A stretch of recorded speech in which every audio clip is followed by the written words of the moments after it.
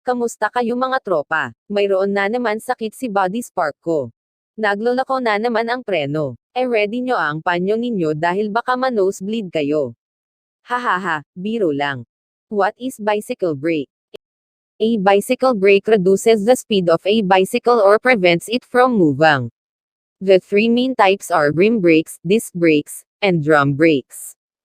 Most bicycle brake systems consist of three main components: a mechanism for the rider to apply the brakes, such as brake levers or pedals, a mechanism for transmitting that signal, such as Bowden cables, hydraulic hoses rods, or the bicycle chain, and the brake mechanism itself, a caliper or drum, to press two or more surfaces together in order to convert, via friction, kinetic energy of the bike and rider into thermal energy to be dissipated.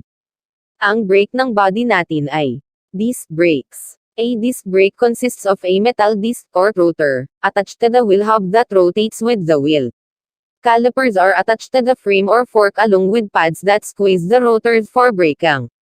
Disc brakes may be actuated mechanically by cable or hydraulically. Disc brakes are most common for mountain bikes, including nearly all downhill bikes, and are also seen on some hybrid bicycles and touring bicycles. Towards the end of the 2010s, disc brakes have become increasingly common also on racing bicycles. A disc brake is sometimes employed as a drag brake for controlled speed reduction on steep descents.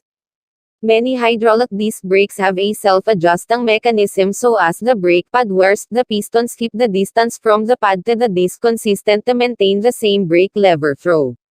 Some hydraulic brakes, especially older ones, and most mechanical discs have manual controls to adjust the pad to rotor gap. Several adjustments are often required during the life of the pads. Advantages. These brakes tend to perform equally well in all conditions including water, mud, and snow due to several factors. The braking surface is farther from the ground and possible contaminants like mud which can coat or freeze on the rim and pads. With rim brakes, the first point that mud builds up on a mountain bike ridden in thick mud is usually the brakes. A mountain bicycle with disc brakes is less susceptible to mud buildup provided the rear frame and front fork yoke have sufficient clearance from the wheels. These brakes may be made of materials that dissipate heat better than the wheel rim, but undersized sport-sized discs will be too small to take advantage of this fact. There are holes in the rotor, providing a path for water and debris to get out from under the pads. Wheel rims tend to be made of lightweight metal. Brake discs and pads are harder and can accept higher maximum loads. It is possible to ride a bicycle with a buckled wheel if it has disc brakes, where it would not be possible with a rim brake because the buckled wheel would bind on the brake pads.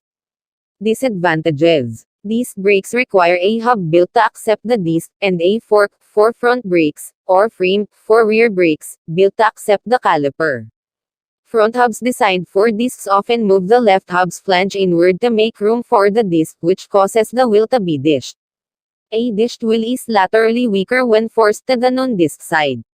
Other hubs use conventional flange spacing and provide a wheel without dish but require a less common wide-spaced fork. A rim brake works directly on the rim and the attached tire. A disc brake applies a potentially large torque moment at the hub. The latter has two main disadvantages. The torque moment must be transmitted to the tire through the wheel components, flanges, spokes, nipples, and rim spoke bed. An engineered disc brake would reduce weight by not having most of the metal rim components. A front disc brake places a bending moment on the fork between the caliper anchor points and the tip of the dropout. In order to counter this moment and to support the anchor points and weight of the caliper, the fork must be of a certain size, most likely heavier. Kung nagustuhan nyo ang ganitong content, huwag kalimutan mag-follow at subscribe sa ating YouTube channel. Shoutout sa mga solid tropa natin dyan. Hanggang sa muli, paalam.